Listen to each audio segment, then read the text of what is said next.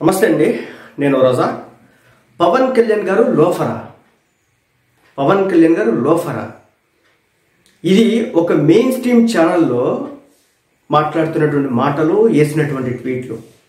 ఒక రాష్ట్ర deputy CM, ఒక రాష్ట్ర ఉప ముఖ్యమంత్రి, ఒక పార్టీ అధ్యక్షుడు ఆయన్ని పట్టుకొని వాళ్ళ టీవీ ఛానల్లో లోఫర్ పవన్ కళ్యాణ్ అని చెప్పేసి అనిపించడమే కాకుండా దాన్ని తీసుకొచ్చి ట్విట్టర్ వేదికగా పోస్టులు వేస్తున్నటువంటి పరిస్థితి. ఎలా చూడాలి దీన్ని? ఆయన ఎవరో పాషా అంట. సో ఆయన వచ్చేసి పవన్ కళ్యాణ్ గారి గురించి జగన్మోహన్ రెడ్డి గారికి మధ్య ఉన్నటువంటి వ్యత్యాసాన్ని చెప్పే క్రమంలో ఈ విధంగా అన్నాడనేది ఆ వార్త యొక్క సారాంశం. దీనికి సంబంధించి చూస్తే సింహానికి పవన్కి ఉన్నటువంటి తేడా. దీంట్లో ఒక ముగ్గురు డిబేట్లు, ఎవరో బాలరాజు డాక్టర్ అంటే, తర్వాత కారుమూరి వెంకటరెడ్డి అంట, వైసీపీ పార్టీకి సంబంధించినటువంటి అధికార ప్రతినిధి, అదేవిధంగా ఎవరో జర్నలిస్టు పాషా అంట. సో ఈ ముగ్గురిని కూర్చోబెట్టి మాట్లాడించడం జరిగిందనమాట. సో ఈ ఫస్ట్ ఏంటంటే ఈ కారుమూరి వెంకటరెడ్డి విషయానికి వద్దాం. ఈయన గారి విషయంలోకి వెళ్తే కనుక డిప్యూటీ సీఎం గారిని అరెస్ట్ చేయాలి అంటూ నిన్న మాట్లాడడం జరిగింది. ఎందుకు అరెస్ట్ చేయాలి అంటే అది కూడా చెప్పేశాడు. అల్లు అర్జున్ అంట అక్కడికి వెళ్ళడం కారణంగా అంట, తొక్కిసలాట కారణంగా రేవతి అనే మహిళ మృతి చెందిందట. సో మన గేమ్ చేంజర్ ప్రీ రిలీజ్ ఈవెంట్కి పవన్ కళ్యాణ్ రావడం కారణంగా, సో అక్కడ అభిమానులు రావడం కారణంగా ఆ ఇద్దరు చనిపోయారనేది మనోడు చెప్పేటటువంటి మాట. అదేవిధంగా ఇతని ట్విట్టర్ అకౌంట్ ఒకసారి మనం విజిట్ చేస్తే కనుక మనకు అర్థమయ్యే కొన్ని విషయాలు అయితే ఉంటాయి అనమాట. పవన్ కళ్యాణ్ గారిని ఉద్దేశించి పదే పదే టార్గెట్ చేసుకుంటా, పవన్ కళ్యాణ్ గారి అనని మాటల్ని వక్రీకరిస్తా, ఆయన మాట్లాడేటువంటి ప్రతి మాటని కూడా అష్టవంకర్లు తిప్పుతా ఇతగాడు ప్రచారం చేస్తున్నటువంటి పరిస్థితి. సో ఇతగాడు ఏం ప్రచారం చేశాడయ్యా అంటే, పవన్ కళ్యాణ్ గారు మొన్న స్పీచ్లో కుర్రాళ్ళు సైలెన్సర్లు పీకేసి రోడ్ల మీద బైక్ రైడ్స్ చేస్తూ ఉన్నారు. కాబట్టి ఈ యువ రక్తం ఏదైతే ఉందో దీన్ని మనం ఉపయోగించుకోవాలి, మన సినిమా ఇండస్ట్రీకి ఉపయోగించుకోవాలి, వాళ్ళకి మనం ఒక ఉపాధిని కల్పించాలి, ఉద్యోగ కల్పన కల్పించాలని చెప్పేసి పవన్ కళ్యాణ్ గారు స్టంట్ స్కూల్స్ని ఏర్పాటు చేయమని చెప్పేసి పవన్ కళ్యాణ్ గారు దిశానిర్దేశం చేస్తే దిల్ రాజు గారికి మరియు మూవీ టీంకి, ఇతగాడు చెప్పేది ఏంటంటే పవన్ కళ్యాణ్ స్టంట్స్ చేయమన్నాడు రోడ్డు మీద అన్నట్లు ఒక ప్రొజెక్షన్ ఇచ్చే ప్రయత్నం అయితే చేస్తారనమాట. అందుకోసం అంట పవన్ కళ్యాణ్ గారిని అరెస్ట్ చేయాలంట. కానీ అయ్యో మరి ఆ డిబేట్లో ఆ మహానుభావులు ఏది మాట్లాడితే దాన్ని టెలికాస్ట్ చేయడం ఏంటో, ఆలోకం ఏంటో. ఇక నేను ఇదేదో మనం పుట్టించిన మాట అయితే కాదు. సో సాక్షి ఛానల్లో ఒక 4 గంటల క్రితం ఒక ట్వీట్ అయితే పడింది అనమాట.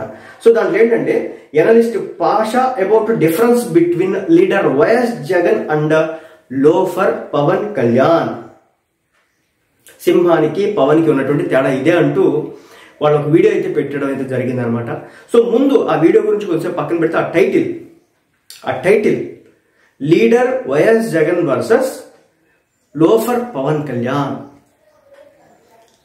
మన హోమ్ మినిస్టర్ గారు మరి దీని మీద ఏమైనా చర్యలు తీసుకుంటారా? నాకు తెలిసి పోలీస్ డిపార్ట్మెంట్ దీని మీద ఏమైనా చర్యలు తీసుకుంటుందా? పవన్ కళ్యాణ్ గారిని, ఒక రాష్ట్ర డిప్యూటీ సీఎంని లోఫర్ పవన్ కళ్యాణ్ అని చెప్పేసి అంటే ఆ డిబేట్ నిర్వహించినటువంటి నిర్వాహకుడి మీద కానివచ్చు, లేదంటే ఛానల్ యాజమాన్యం మీద కావచ్చు, లేదంటే ఆ జర్నలిస్టు ఎవరైతే వచ్చి న్యూట్రల్ న్యూస్లో జర్నలిస్టా లేదా YCP party hard core journalist మనకైతే తెలియదు కానీ, సో ఆ జర్నలిస్ట్ వచ్చి కూర్చున్నాడు కాబట్టి మరి అతని మీద ఏమైనా చర్యలు తీసుకుంటారా? చర్యలు తీసుకునేదానికి ఏమన్నా స్కోప్ ఉందా అనేది జనసేన పార్టీ కార్యకర్తలు అడుగుతున్న మాట. ఒక విషయం గుర్తుపెట్టుకోండి, ఇదే యూట్యూబ్ ఛానల్లోనో లేకపోతే ఎవడో మైక్ ముందు మాట్లాడేసి వాగేస్తే వాళ్ళకి జర్నలిజం వాల్యూస్ తెలియదు, ఎథిక్స్ తెలియదు. సో కేవలం వ్యూస్ కోసం, వ్యూవర్షిప్ కోసం ఈ పని చేశారు అని చెప్పేసి అనుకోవచ్చు.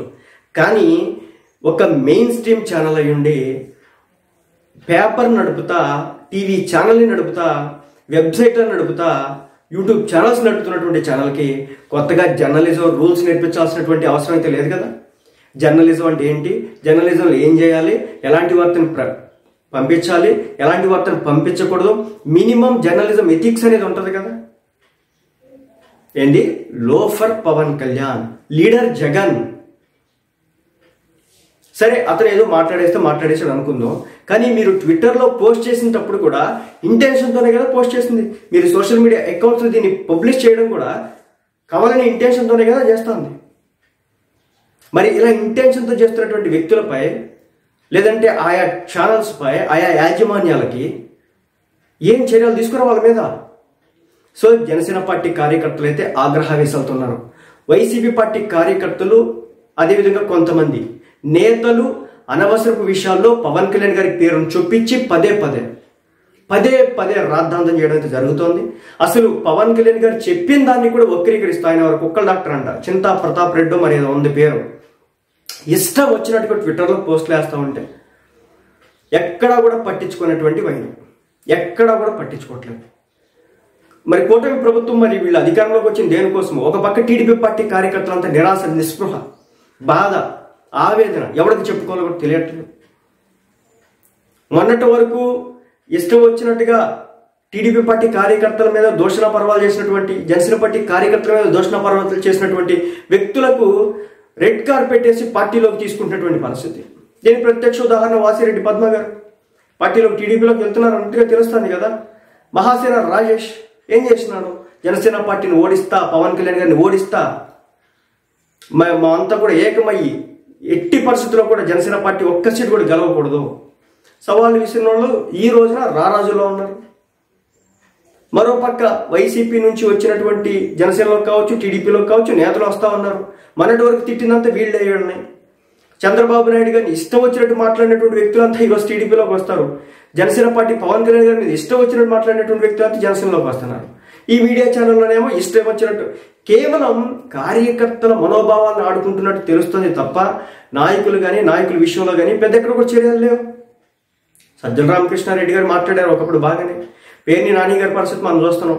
అంబటి రాంబాబు గారు, గుడివాడ అమర్నాథ్ గారు, నిన్న కన్నబాబు గారు ఈరోజు చేస్తున్నటువంటి రాజకీయం ఏమిటి? గేమ్ చేంజర్ ప్రీ రిలీజ్ ఈవెంట్కి వెళ్ళి తిరిగి ఇంటికి వెళ్తున్న సమయంలో, ఇంటికి ఒక 20 కిలోమీటర్ల డిస్టెన్స్ ఉందన్న టైంలో రోడ్ యాక్సిడెంట్ ఇద్దరు మరణిస్తే దానికి పవన్ కళ్యాణ్, రామ్ చరణ్ అని చెప్పేసి ఒక వృద్ధ ప్రయత్నం చేస్తున్నారు. ఎలా అవుతుంది? ఆ ఈవెంట్ జరిగిన ప్లేస్లో తొక్కిసినట్టు ఏదైనా జరిగితే దానికి కారణం అవుతుంది. ఇప్పుడు రైల్వే యాక్సిడెంట్ అయింది. ఇప్పుడు రైల్వే యాక్సిడెంట్ అయితే కనుక రైల్వే డిపార్ట్మెంట్ మొత్తాన్ని ఇప్పుడు జైల్లో పెడతారేమి? లేదు, బస్సు యాక్సిడెంట్ అయింది, బస్సు డిపార్ట్మెంట్ మొత్తాన్ని జైల్లో పెడతారు అనుకుంటా. ఇప్పుడు వీళ్ళ పరిస్థితులు చూస్తే అలాగే ఉన్నాయి. పవన్ కళ్యాణ్ గారు సైలెన్సర్లు పీకి, లేదంటే ఉరకలేస్తున్నటువంటి రక్తంతో బండ్లు స్టంట్లు చేసేటటువంటి వ్యక్తులకు స్టంట్ స్కూల్స్ ఏర్పాటు చేయమని చెప్పడం ఏంటి? వీళ్ళు పవన్ కళ్యాణ్ ఏదో స్టంట్స్ చేయమంటున్నాడు అని చెప్పేసి ప్రొజెక్షన్ చేయడం ఏంటి?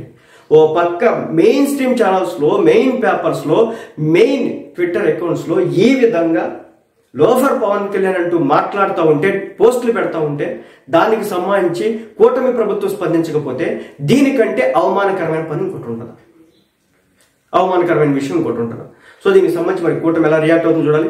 ఒక రాష్ట్ర డిప్యూటీ సీఎంని ఈ స్థాయిలో అవమానించారు కాబట్టి మరి సదరు యాంకర్ మీద ఏమైనా చర్యలు తీసుకుంటారా? లేదంటే ఆ కారుమూరి వెంకటరెడ్డి అనే వైసీపీ పార్టీ అధికార ప్రతినిధి మీద ఏమైనా చర్యలు తీసుకుంటారా? అదేవిధంగా పాషా అని చెప్పేసి ఒక జర్నలిస్ట్ అట్ట, సో అతని మీద ఏమైనా చర్యలు తీసుకుంటారా అనేది మనకైతే తెలియాల్సి ఉంది. ఏదేమైనప్పుడు కూడా రోజు రోజుకైతే వైసీపీ సోషల్ మీడియా శృతి మించిన విషయం మనకు తెలిసిందే. కొన్ని అరెస్టులు అయితే జరిగినాయి, అయినా కూడా ఆగట్లేదు కదా.